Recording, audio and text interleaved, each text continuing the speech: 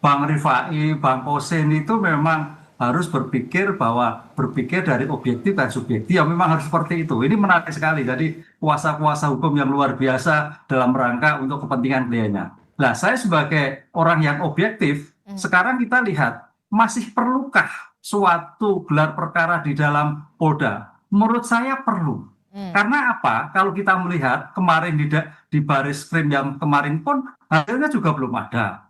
Kemudian hasilnya pun juga masih dikatakan tanda petik belum bisa diterima. Itu sah-sah saja. Tapi kalau seandainya nanti di Polda itu dilakukan gelar perkara dan hasilnya sama, nah gitu kan, sama yang di baris krim, ya saya kira itu suatu memperkuat. Jadi ini sebetulnya masalah perlu dan tidak perlu itu untuk menjadikan suatu transparansi, Oke. suatu equal. Ini loh yang terjadi bahwa memang palsu. Ini loh, ini memang asli sehingga sampai pada pencemaran yang sekarang ini kan gitu loh. Ini sebagai Polri, sebagai layanan penegak hukum pada masyarakat harus betul-betul memberikan sebuah informasi yang terbuka. Oh ternyata hasilnya sama, ya selesai, berarti perkara naik kan gitu Pak. Oh ternyata hasilnya berbeda dengan baris krim, apa yang terjadi nanti? Itulah saya kira yang harus diulang-ulang terus dalam rangka untuk memastikan. Karena kalau kita lihat terhadap peradjudikasi itu memang penghentian itu bukan penghentian yang mutlak, penghentian sementara karena bukti kurang, peristiwa kurang, sehingga sampai kapanpun sepanjang